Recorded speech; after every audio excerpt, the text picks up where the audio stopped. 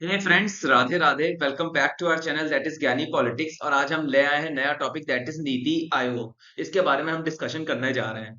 तो बेसिकली जो नीति आयोग था, इसको गवर्नमेंट मोदी गवर्नमेंट ने लॉन्च किया था, दैट इज। और इसको फर्स्ट ऑफ ऑल जो हमारी ओल्ड प्लानिंग कमीशन थी, जो 65 इयर्स ओल्ड प्लानिंग कमीशन है, उसको डिसगार्ड कर दिया गया। अब कब किया गया? दैट इज 13 अगस्त 2014 को ओल्ड प्लानिंग कमीशन को डिसगार्ड करके एक नई प्लानिंग का कमीशन का संगठन हुआ, जिसको हम कहते हैं नीति आयोग। 1 जनवरी 2015 को लागू कर दी गई। ठीक है। अब बेसिकली जो नीति आयोग है, इसको सक्सेसर माना जाता है प्लानिंग कमीशन का। तो देखिए, however it must be noticed that the NITI Aayog like the planning commission was also created by the executive resolution। अब देखिए, जो ये नीति आयोग है, जैसे कि प्लानिंग कमीशन को बनाया गया था एग्जीक्यूटिव रेजोल्यूशन के द्वारा, वैसे ही नीति आयोग को एग्जीक्यूटिव रेजोल्यूशन के द्वारा बनाया गया।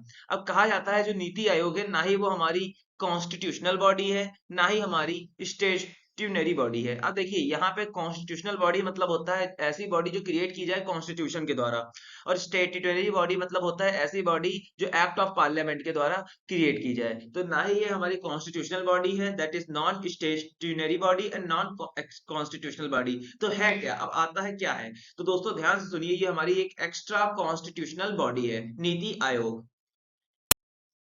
अब हम बात करेंगे कि नीति आयोग में क्या कंपोजिशन होता है। तो फर्स्ट ऑफ ऑल, इसके चेयरमैन होते हैं, और चेयरमैन हमारे prime minister of India that is Narendra Modi हैं।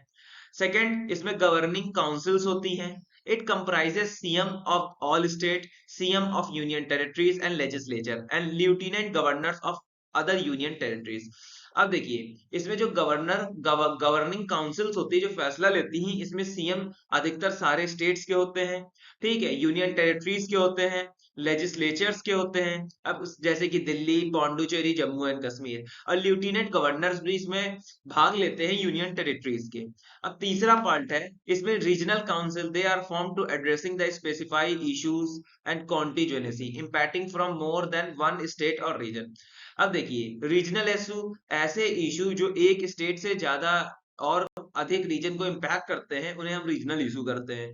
ठीक है। And these are convened by the PM and comprises chief minister. अब इन सारे मुद्दों पे जो डील करते हैं, वो पीएम और उसके साथ साथ सीएम उस पर डील करते हैं, और लेफ्टिनेंट गवर्नर्स यूनियन टेरिटरीज के।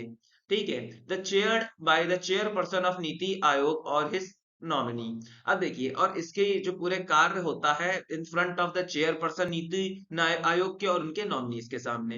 अब हमारा जो चौथा पॉइंट है, that is the special invites. अब कुछ कुछ कंडीशन में स्पेशल इनवाइट्स आते हैं, इसमें इंक्लूड होते हैं एक्सपर्ट, स्पेशलिस्ट, प्रैक्टिशनर्स। ठीक है। जिनको रिलीवेंट टॉपिक, जैसे कि किसी भी रिलीवेंट टॉपिक के रिगार्डिंग प्रॉब्लम है, तो उनसे रिलीवेंट टॉपिक के जो स्पेशलिस्ट हैं, एक्सपर्ट हैं, उनको अपॉइंट किया जाता है, और इसको नॉमिनेट करते हैं पीएम, जो कि इस कमेटी के नीति आयोग के चेयरपर्सन। तो दोस्तों, अब हम कुछ और मेंबर्स के बारे में बात कर लेते हैं, जिनको बाय द वे पीएम ही अपॉइंट करते हैं। तो फर्स्ट ऑफ ऑल है हमारे वाइस चेयरपर्सन नीति आयोग के। तो इनको अपॉइंट किया जाता है पीएम के द्वारा, और ये नीति आयोग के अंदर कैबिनेट मिनिस्ट्री की रैंक को एंजॉय करते हैं। फिर सेकंड है हमारे फुल टाइम मेंबर्स, ये basically rank of minister of state NITI Aayog के अंदर एंजॉय करते हैं। थर्ड है पार्ट टाइम मेंबर्स। अब देखिए, जो पार्ट टाइम मेंबर्स हैं, बेसिकली दो अपॉइंट किए जा सकते हैं, और वो भी लीडिंग यूनिवर्सिटी से, रिसर्च ऑर्गेनाइजेशन थे, और एज अ एक्स ऑफिशियो की कैपेसिटी से आते हैं। ठीक है। अब हमारे एक्स ऑफिशियो मेंबर्स आते हैं, ये चार मेंबर्स अपॉइंट किए जाते हैं अधिकतर, और ये basically union council of minister से लिए जाते हैं, उनको नॉमिनेट करता है पीएम। अब चीफ एग्जीक्यूटिव ऑफिसर, ये भी अपॉइंट किए जाते हैं पीएम के द्वारा, इनका भी टेन्योर भी पीएम, एक फिक्स टेन्योर है, और ये बेसिकली रैंक होल्ड करते हैं सेक्रेटरी ऑफ द गवर्नमेंट। अब हमारे सेक्रेटरीज आते हैं, ये बेसिकली इनकी रैंक होना नीति आयोग में कंपलसरी है।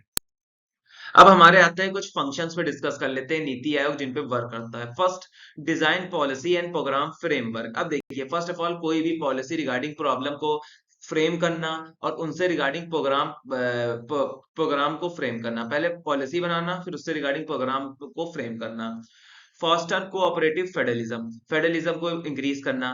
ठीक है। मॉनिटरिंग, जो पॉलिसी बनाई है उनको मॉनिटर करना, इवेल्युएट करना कि प्रॉपरली स्टेट के अंदर लागू है कि नहीं है। थर्ड है think tank and knowledge innovation. अब किसी भी प्रॉब्लम अगर नहीं सोल्यूशन मिल रहा, उसको थिंक करना, उससे रिलेटेड नॉलेज को इकट्ठा करना, और हर बार बार इनोवेशन जरूर करते रहना।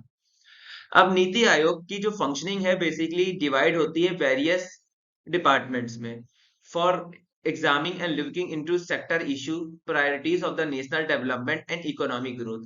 अब देखिए जो नीति आयोग की फंक्शनिंग है उनको डिफरेंट डिफरेंट सेक्टर में डिवाइड किया गया है और प्रायोरिटी इसलिए दी गई है क्योंकि नेशनल डेवलपमेंट और इकोनॉमिक ग्रोथ के लिए।